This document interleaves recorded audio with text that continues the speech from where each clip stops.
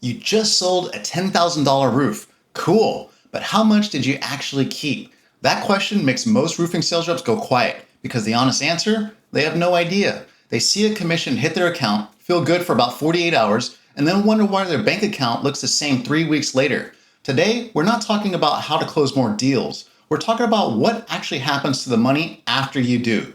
I've watched sales reps make six figures and still feel completely broke because they treated gross commission like spendable income. And I've seen average guys quietly build real wealth because they understood one thing: money management beats income every single time. So let's break down what a $10,000 roofing deal actually pays after taxes, expenses, and the financial reality of commission-based income, and more importantly, what to do with it. Before we get into the breakdown, you have to understand the difference between gross contract value and your actual commission. These are not the same number, and confusing them is where most guys start going wrong. A $10,000 roofing contract is the total job value, what the homeowner pays. Your commission comes off of that based on your pay structure. Now, if you're on a 10% gross revenue commission, a $10,000 deal generates $1,000 in gross commission.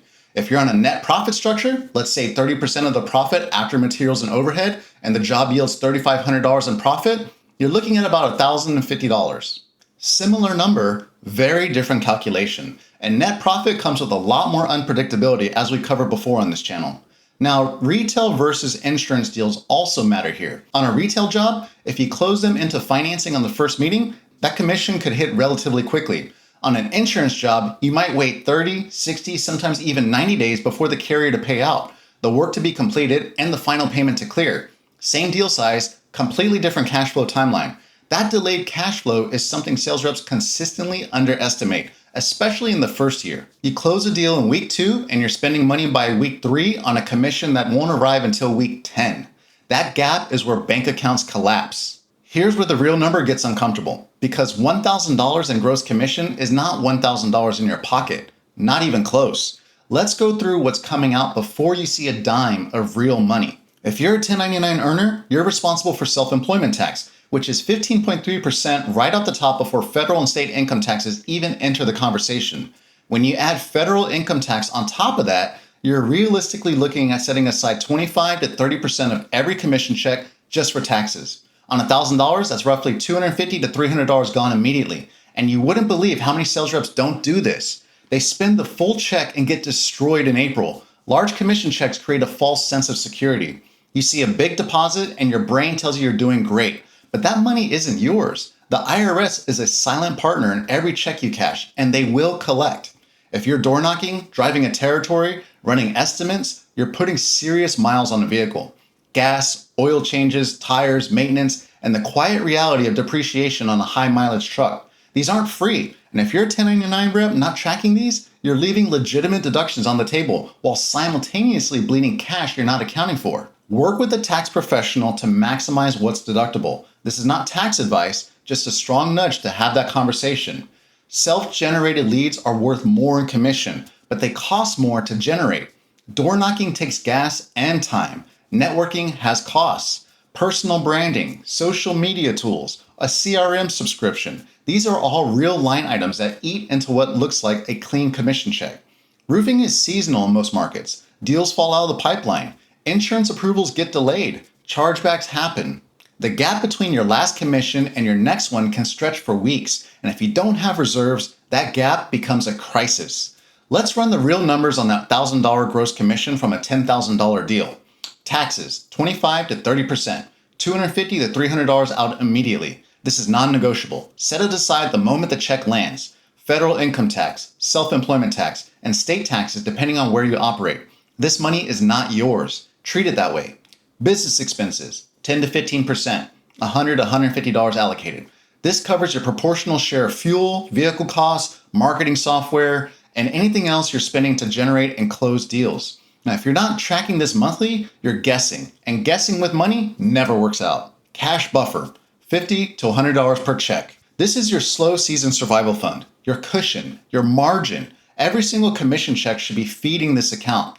Roofing income is variable. You need a cushion that absorbs a slow February, so February doesn't break you. Target 3 to 6 months of baseline expenses sitting in a separate account that you don't touch unless it's a genuine emergency. Future freedom. $50 to $100 per check. This is the one most reps skip, and it's the one that actually builds wealth. Even $50 per deal going into a Roth IRA or SEP consistently compounds into something real over time. Debt payoff is in the bucket as well. The amount matters less than the habit in year one. Get the account open, fund it consistently, let compounding do its job. Lifestyle spending, what's actually left, roughly $350 to $550. That's your real take home from a $1,000 gross commission check when you're doing this right.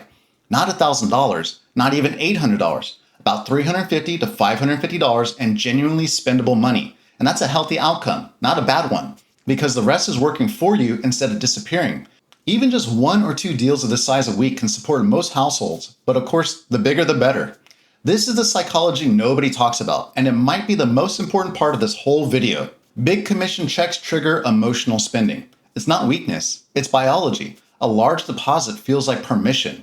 Permission to upgrade the truck, go out more, buy the thing you've been eyeing for the last 3 months. The problem is that roofing income is not consistent, and lifestyle decisions made during a strong month follow you into a slow one if you didn't have a system in place. That's the trap, and social media makes it worse. The roofing world has a real culture of visible success. The lifted truck, the trips, the flex posts. And there's nothing wrong with enjoying your income. But when reps are spending to look successful rather than to live well, they're building an expensive image on an unstable foundation.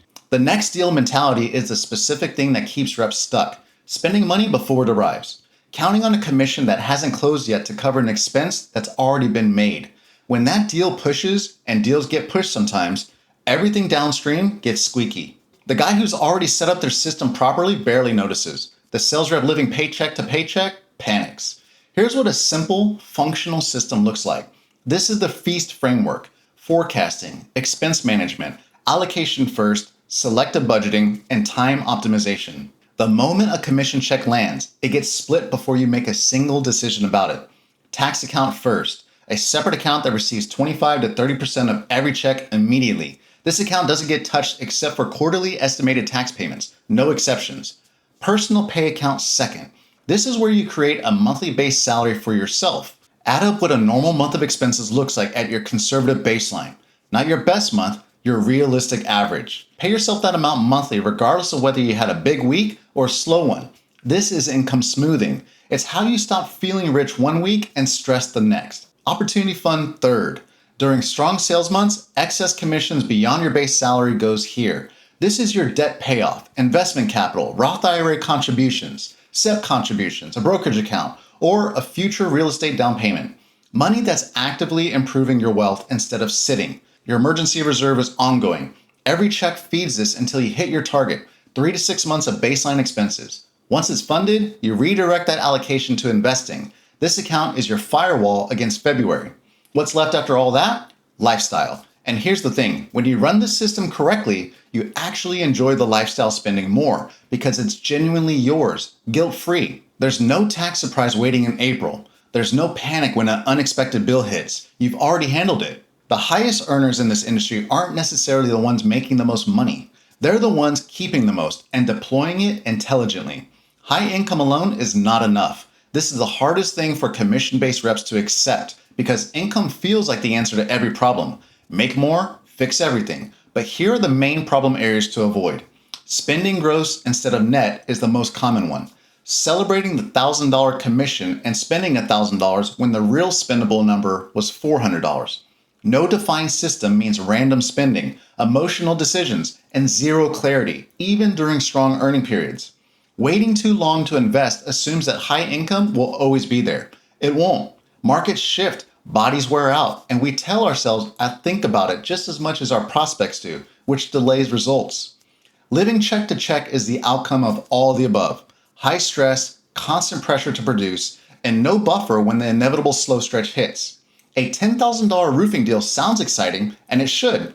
Closing deals is hard work, and it deserves celebration. But gross commission is not take-home pay. And the reps who build real wealth understand that the moment money lands is when the most important decisions get made. Not how they spend it, but how they manage it. Stop asking how much did I make? Start asking how much did I keep and where did it go? Hey Roof Money Pros, if this video helped you, be sure you hit that subscribe button because this is the only channel that's actually talking about money specifically for roofing sales reps. Go grab the Feast or Famine Survival Guide at the link below. It's free and it's the starting point for being financially successful in roofing. Thanks for watching, and in the meantime, keep stacking, keep building, and I'll see you in the next one.